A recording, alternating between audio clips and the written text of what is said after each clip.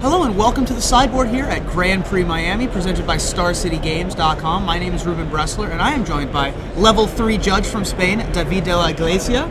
And you may remember David from when I interviewed him at Grand Prix Charlotte. We had some fun discussion talking about the size of that event. Wild size. We have a much different subject here, and that is the updated rules changes coming for Magic 2014.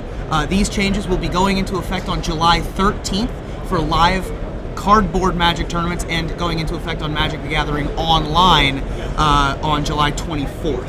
Correct. And so we're going to be covering four of the rule changes. We're going to be talking about legendary creature and planeswalker uniqueness. We're also going to cover sideboarding in constructed tournaments, the indestructible becoming a keyword, and playing additional lands. So before we get started, why don't you introduce yourself to the folks at home, let them know your bona fides and all that good stuff. Absolutely.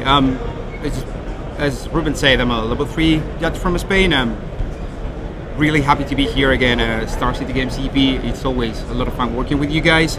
I have worked at many EPs all across the world, and actually this is my passion and basically my life. And, right. I'm really grateful that I have the opportunity to share with the people at home these changes, so they get up to date with what is coming. Absolutely, yeah. You go to more American tournaments almost than I do. So if you want to talk to an expert, this is a good one to talk to. So I see you more often than I see my mom. So yes.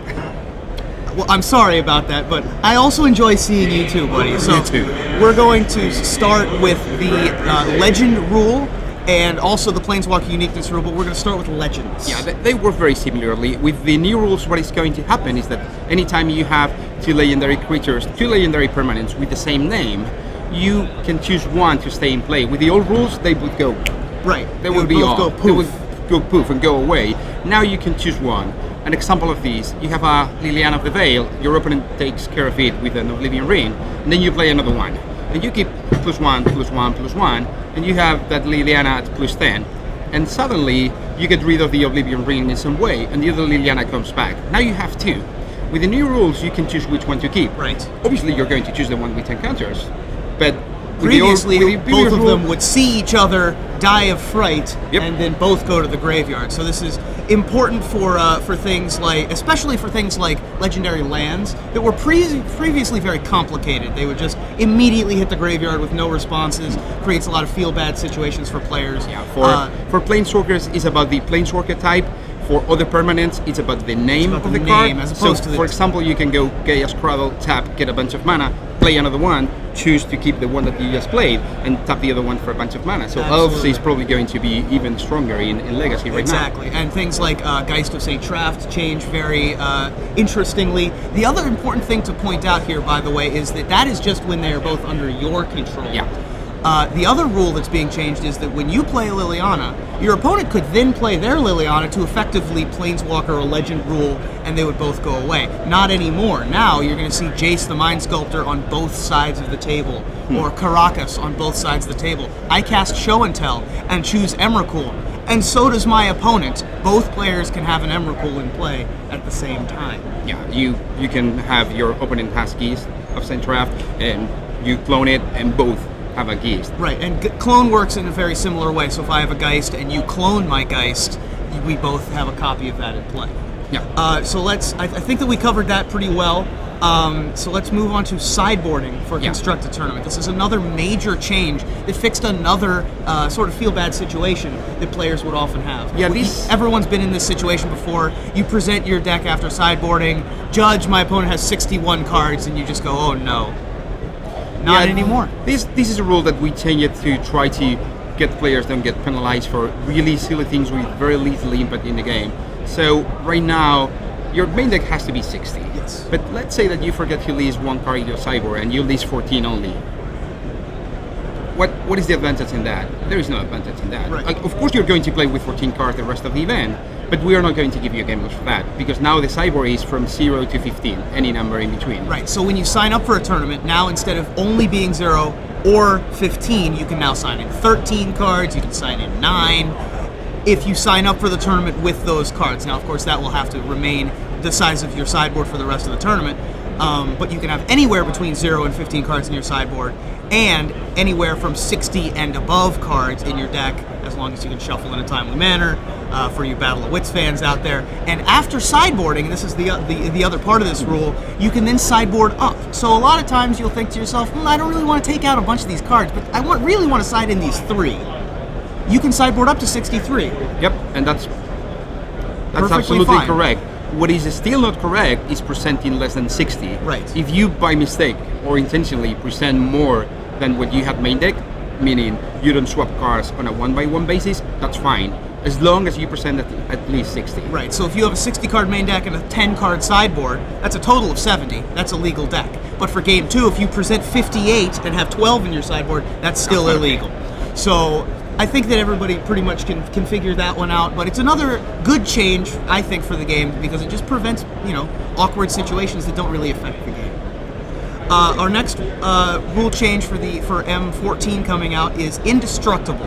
Indestructible is now a keyword. Yep. So what does that mean in terms of functional change to how indestructible works? A keyword is simply a shorthand for a group of abilities.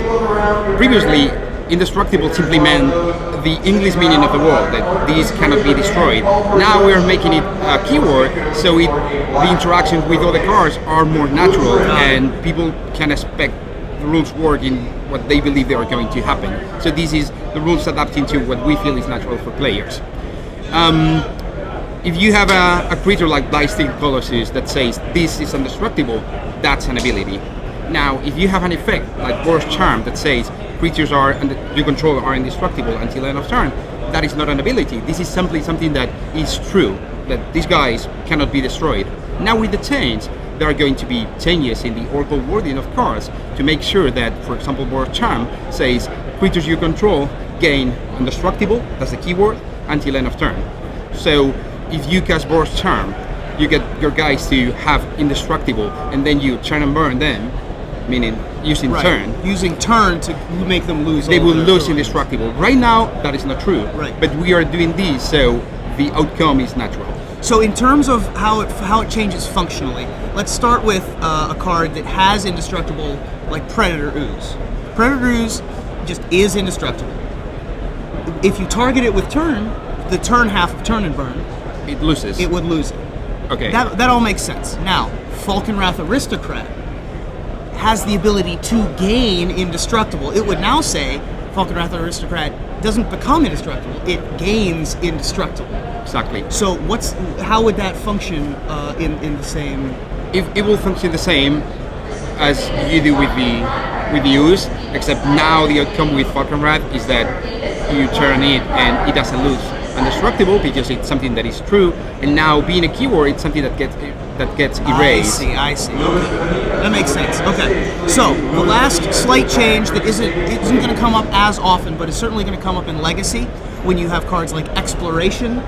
We have also seen cards like Explore and Oracle of Moldiah in Modern, and this is the playing additional lands. Yep. So the way that used to work is you used to be able to combo off basically with things like Words of Wind, be able to replay the same Exploration over and over and over again, to be able to play the same Serra's Sanctum over and over and over again to gain infinite mana. No longer. You now will have a cap, basically, on the number of lands, and that number will go up and down based on how many of those effects that you have cast What or happens- have on the battlefield. What happens now is that whenever you want to play a land for any reason, if you have used all your land plays for the turn, then you can play the land. So, for example, you have Exploration that gives you one additional land drop, and Oracle of Moldiah. So you have 3 land drops. You play 2 lands, and now you attack with the Oracle of Moldiah, and it dies in combat. After combat, second main phase, you want to play a 3rd land, but you look at the game state, and it's like, I have the Exploration, 1, and the 1 for the turn. Yep. So 2 land drops. How many did I use? 2. 2. So I cannot play anymore. Whereas previously, what you could do was pre-combat, you would say something like, this will be my Oracle land drop, this will be my Exploration land drop. Under the same scenario, attack, your creature dies, you would still have your normal land drop for the turn. That does not work anymore. The problem with that way of making the rules work is that that's in an ideal world going to be fantastic. But you know what? People weren't announcing land drops. They were going exactly. land. What is it for? Only 1 out of every 500 games you play are you going to specify which land drop you make. So this makes a whole bunch of sense too. So to recap, the legend rule and the planeswalker uniqueness rule are changing. So you're going to want to study up on that. There's probably some good judge FAQs out there that will be able to explain all of this. There's also a lovely article by Matt Tabak and an article by Sam Stoddard as well explaining why they made this change. We also have sideboards and constructed tournaments making a slight change, which means that you can now have somewhere between 0 and 15 cards in your sideboard, not just one or the other, as well as being able to change the number of cards in your deck as long as you don't go below 60. Indestructible is now a keyword. That's pretty much isn't that much of a functional change. It's more of an aesthetic change, but it certainly helps clarify a lot of situations. There are certain interactions that are going to be resolved in a more organic, natural way. Absolutely. And the last one is the playing of additional lands for things like Exploration, Explore, and Oracle of Moldiah, as we discussed. These changes are going into effect on July 13th of this year, along with the release of Magic 2014. And these effects will be in effect on Magic Online on July 24th. David, thank you so much. My pleasure. I learned a lot. I hope they learned a lot. Do you have anything else that you want to say to close out here? Thanking you, Ruben, for having me here. It's always a pleasure. It's always a pleasure having you here, and we'll be back here to Grand Prix Miami. I'm Ruben Bressler with David de la Iglesia, and we'll see you soon.